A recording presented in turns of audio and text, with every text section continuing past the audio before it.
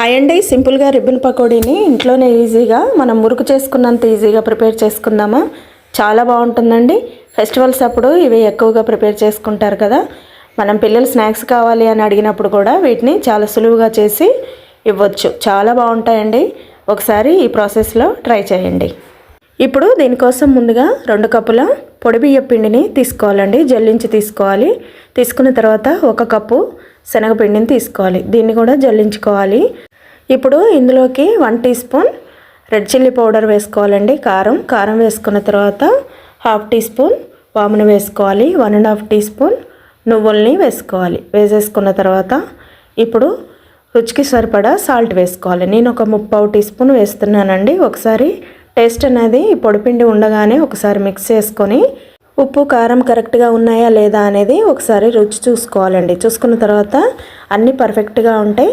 ఇప్పుడు 1 tea spoon room టెంపరేచర్లో ఉన్న బటర్ని వేసుకోవాలి. బటర్ ఉంటే వేసుకోవచ్చండి, లేకపోతే ఒక 2 టీ స్పూన్లు వేడి నూనెను కూడా వేసుకోవచ్చు. ఇప్పుడు ఇదంతా కూడా బాగా పిండిలో కలిసేలాగా కలుపుకోవాలి. కలుపుకున్న తర్వాత కొంచెం వాటర్ యాడ్ చేసుకుంటూ మనం మురుకుల కోసం ఎలాగ ప్రిపేర్ చేసుకుంటామో అలా పిండిని బాగా కలుపుకోవాలి. కొంచెం యాడ్ చేసుకోవాలండి. ఒక్కసారే కలుపుకుంటే మనకి పిండి త్వరగా లూజ్ అయిపోతుంది. మరి ఎక్కువగా మెత్తగా చేసుకోవద్దు, మరి బాగా టైట్గా చేసుకోవద్దండి. బాగా గట్టిగా చేసుకుంటే మనకి ప్రెస్ చేయడానికి చాలా ఇబ్బందిగా ఉంటుంది. ఇప్పుడు మీకు చూపించే కన్సిస్టెన్సీలో ఉంటే సరిపోతుందండి పిండి.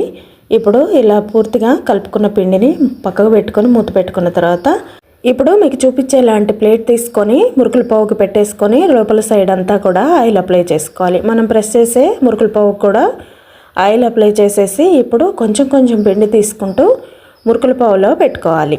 మరి ఎక్కువ నిండుగా పెట్టుకోకూడదండి. కొంచెం వెల్త్ అనేది ఉంచుకోవాలి. ఎందుకంటే మనకి ప్రెస్ చేసేటప్పుడు పైన ఉండే మురుకుల పావు అనేది అటు ఇటు బెండ్ అయిపోతుంది. అందుకే మనం ఫిక్స్గా కూర్చోవడం కోసం కొంచెం వెల్త్ అనేది పెట్టుకొని ఈ విధంగా రెడీ చేసుకున్న తర్వాత పిండిని కలుపుకునే ముందుగానే మనం ఆయిల్ని హీట్ చేసుకొని ఆయిల్ వేడెక్కగానే ఇలా మీకు చూపించే విధంగా మురుకులను ఎలాగైతే మనం ప్రెస్ చేసుకొని రౌండ్గా చేసుకుంటామో అలాగే ఈ రిబ్బన్ పకోడీని కూడా ఆయిల్లో నిదానంగా ప్రెస్ చేయాలి. చేసేసిన తర్వాత 2 వైపులా కూడా టర్న్ చేసుకుంటూ మీడియం ఫ్లేమ్లో ఫ్రై చేసుకోవాలి. అంతేనండి, సింపుల్గా రెడీ అయిపోతుంది. చాలా క్విక్గా రెడీ అయిపోతుంది. కాబట్టి మనం పిల్లలకి 1/2 అవర్లో ఈ స్నాక్ అనేది రెడీ చేసి ఇవ్వచ్చు. ఇప్పుడు పిండి మొత్తం ఇలానే కంప్లీట్ చేసుకోవాలి. చాలా బాగుంటాయండి. ఈ ఫెస్టివల్కి ఒకసారి మీరు ఈ రిబ్బన్ పకోడీని ట్రై చేయండి. ఎంతో టేస్టీగా ఉండే రిబ్బన్ పకోడీ మీకు నచ్చుతుంది. నచ్చితే లైక్ చేసి సబ్స్క్రైబ్ చేయండి.